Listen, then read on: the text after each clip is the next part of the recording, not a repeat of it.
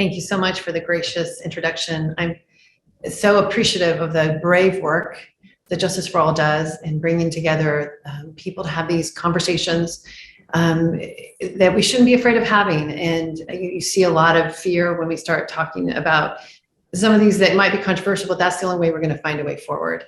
And so thank you for that and for putting this event together and for letting USERF be a part. You know, India has a beautiful history of pluralism that has been thriving for thousands of years. It has a constitution that established the nation as being secular, with Article 25 granting all individuals freedom of conscience, including the right to practice, profess, and propagate religion. But with the BJP leading the government since 2014, we've seen it erode the secular principles by aggressively advocating for a pure Hindu state, causing religious freedom conditions to worsen. During this past year, the government continued to promote and enforce Hindu nationalist policies impacting Muslims, Christians, Sikhs, Dalits, Adivasis, and others, resulting in systematic, ongoing, and egregious violations of religious freedom. USERF has once again recommended India be designated as a State Department by the State Department for a country of particular concern, or a CPC. So we continue to see mobs acting impunity, targeting minorities, national governments and individual state governments passing discriminatory laws and policies that limit the lawful activities of religious minorities, and a violent crackdown on civil society and dissent. The combination is creating a dangerous environment for religious communities. In 2020, passing the Citizenship Amendment Act, or the CAA, was a major moment for the government of India, according to a recent report issued by the University of California, Berkeley. The CAA gave precedent to religion as a criteria for citizenship in India for the first time. Muslims were the only religious group excluded from equal treatment under the CAA. So the CAA provides fast track for Indian citizenship for non-Muslims from Afghanistan, Bangladesh, and Pakistan who live in India. This has empowered mobs sympathetic to Hindu nationalism to operate with impunity against Muslims, mosques, Muslim majority neighborhoods. And the CAA, in conjunction with the proposed National Register of Citizens, or the NRC, would require all residents to provide documentation of citizenship, could lead to statelessness, deportation, or long detention. The implementation of this in Assam gave us a chilling example. So in 2019, Assam implemented the NRC. It ended up excluding 1.9 million residents, leaving 700,000 Muslims at significant risk of being stripped of their identity. It's important to note that many of these Muslims had family in India for generations, had never lived anywhere else. Others had one or two family members excluded from the list. During our USERF hearing last year, we showed how India is weaponizing these citizenship laws against religious minorities. And we continue to see laws at the state and local level that encourage violence against religious minorities. 10 Indian states now have anti-conversion laws that prohibit religious conversion based on force, allurement, inducement, or fraud.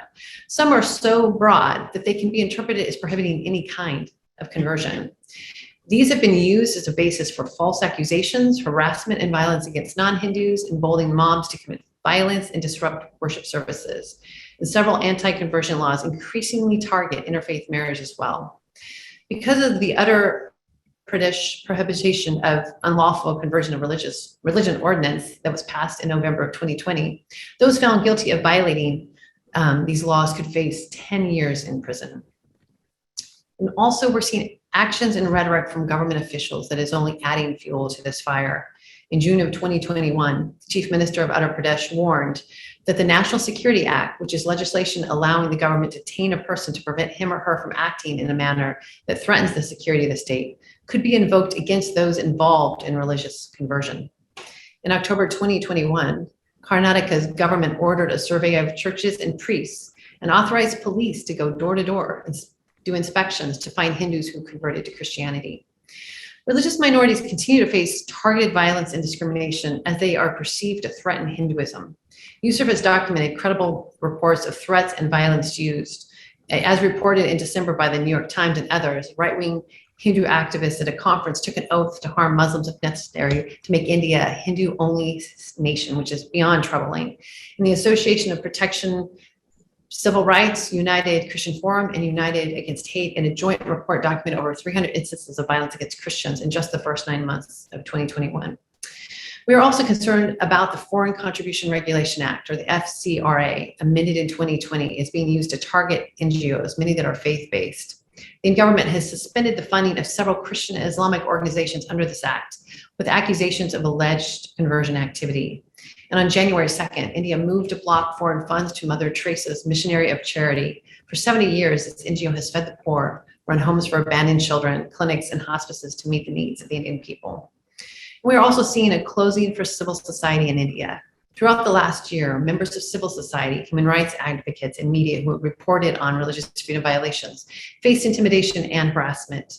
Government officials used the Unlawful Activities Prevention Act, or the UAPA, and other statutes to detain advocates, journalists, lawyers, rights activists, academics, political leaders, religious minorities, and others critical of its policies. In July 2021, Father Stan Swami, an 84-year-old Jesuit priest and longtime human rights defender of the poor that Justice for All advocated for strongly, died in custody after contracting COVID-19. He was suffering from Parkinson's disease, but was still arrested in October 2020 under the UAPA for suspicion of ties to organizations accused of instigating violence. When the COVID-19 pandemic began, there was a disinformation campaign of hateful rhetoric that included government officials, often targeting religious minorities. Disinformation and intolerant content emboldened intimidation, harassment, and mob violence against Dalits, Muslims, Christians, and other indigenous and religious communities. In 2021, a highly contagious strain of COVID-19 swept through India, and Muslims were further curbed from participating in religious activities. In August 2021, authorities placed mourning restrictions on the Shia population during Muharram observances, and government continues to restrict the historic Jama Masjid in Srinagar from holding Friday prayers. By contrast, in April 2020, the government allowed the Hindu Kumbh Mela festival and pilgrimage. So government officials and non-state actors also continue to use social media and other forms of communication to harass and spread hatred and disinformation against minority communities. USCIRF has made some important recommendations to the US government, in addition that the State Department designated as a CPC. These include impose targeted sanctions on individuals and entities responsible for severe violations of religious freedom, develop a bilateral and multilateral agreement to advance human rights of all religious communities, promote religious tolerance and interfaith dialogue, condemn ongoing religious freedom violations, and support religious organizations and human rights groups being targeted for their advocacy of religious freedom. And for US Congress, we recommend that they should continue to raise religious freedom concerns in US-India bilateral relationship and highlight concerns through hearings, briefings, letters, and congressional delegations. So we stand with the Indian people who want their country to go back to its roots, to the pluralistic society that values religious freedom. So thank you.